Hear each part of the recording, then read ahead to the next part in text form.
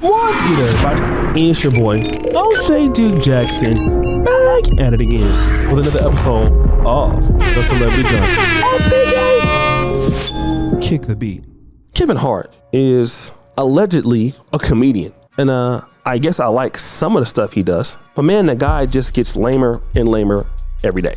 Of course, Katt Williams responded to some things that Kevin Hart said initially, and it's what started the beef. Kevin Hart went over to The Breakfast Club, and Kevin Hart dissed Katt Williams. I want you to hear what he had to say about Katt Williams, and then we're gonna come back.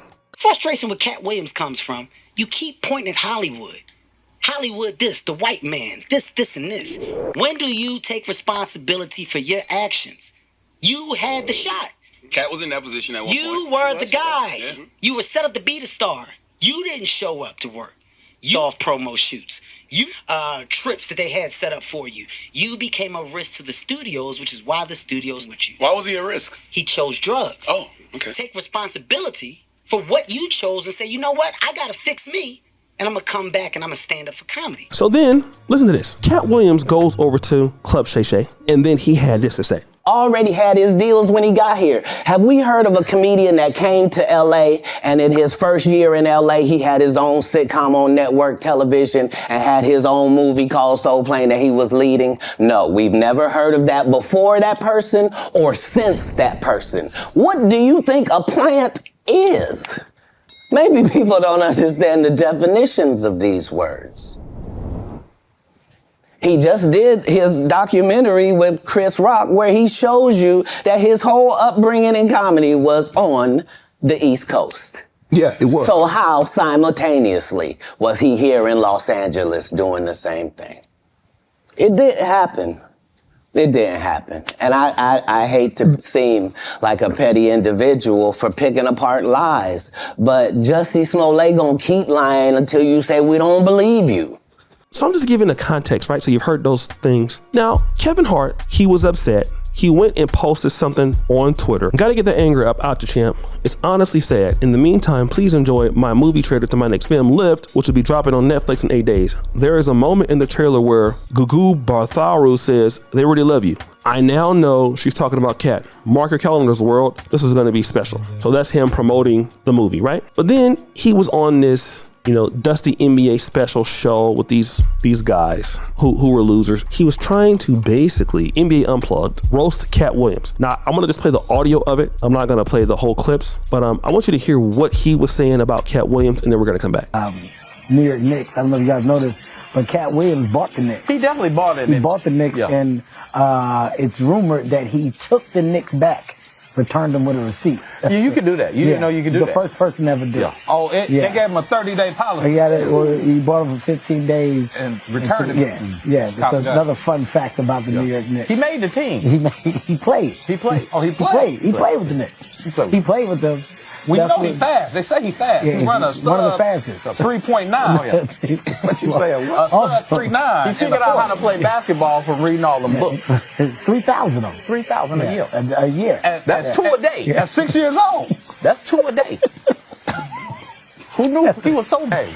Smartest kid to ever do it. They kept it a secret for 48 years. Yeah. They kept it a secret, and it just dropped on it. He was hitchhiking on the side of the street at 13. Yeah. So they couldn't find it. Speaking of which, Kev, you've had a busy week. Yeah. A tough one. Yeah, real busy week, fellas. A real busy one. Okay. Oh, John Morant coming in to the Lakers. Okay. Another known fact: Katt dropped him off. Yo, wow. Katt just dropped John Morant. He gave him a ride. In a spaceship. Okay. In a spaceship. Copy that.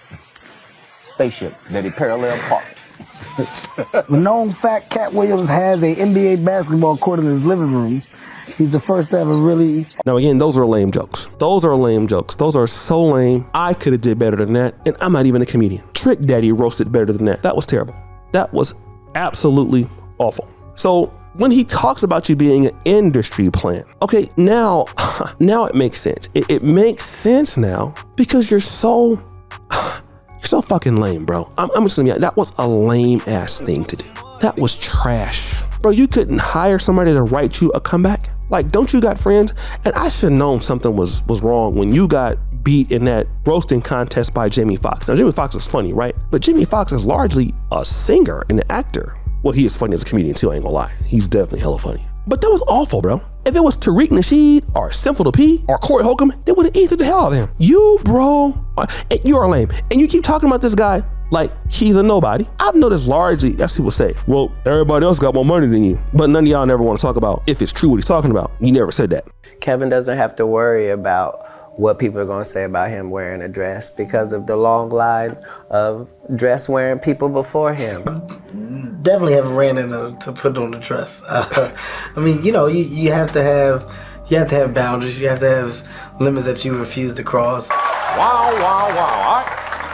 I don't think anyone saw this one coming. Dave Chappelle, another great comedian, said that, you know, in the industry, they tried to make him wear a dress. Have you ever ran into that with scripts and is that something that, you know, you wouldn't do, you know, for I definitely haven't ran into to put on the dress. I mean, you know, you have to have boundaries. You have to have limits that you refuse to cross. Today, you got to know that you're a brand. I'm a brand. You need to protect your brand at all times. When things happen that can possibly affect your brand, your brand can be diminished, and you don't want that to happen. So, and it just appears that he really got these folks in their feelings, and I believe largely because it's true. I believe largely because it is true. Why are you guys lame, man? I think you guys are lame, bro. Okay? That's just really what it is. And I mean, bro, you're just looking more corny. You would have been better off not even saying nothing about it. Don't say anything about it. Just shut your mouth, man. All right? You guys look terrible. Completely terrible. So guys, what do you think? It's your boy, Shirley Jackson. Back at it again for the episode of The Celebrity Chunk. Appreciate for all you do. Subscribe to the bell. We're out. Katt also dropped what is sure to be one of the most memeable clips of all time. You having an unnatural allegiance to losers is not like you. He is so funny. He was ready for this. Prepared. All the dominoes were set up for him just to kick them all down. Batting practice in that bitch right in front of him. He knocking them bitches out the park. So Katt versus Kevin Hart, one-on-one battle. The only person that can top this interview would be if Kevin showed up. Kevin holds the trump card. And that trump card is when you was on top of the world, you was the diva that was turning down roles, doing this and doing that. How long somebody gonna do that before they move on? Absolutely. I took that role, right? You had you and your team, right? You didn't put your group in a position to be successful. I'm putting my group in situations to be successful. Don't be mad at me because I'm doing it. Don't be mad at me because I'm taking the roles, and the roles I can't take, the first person, my friends, right? You was thinking about yourself, I'm thinking about everybody else. That's the trump, that would be the trump card.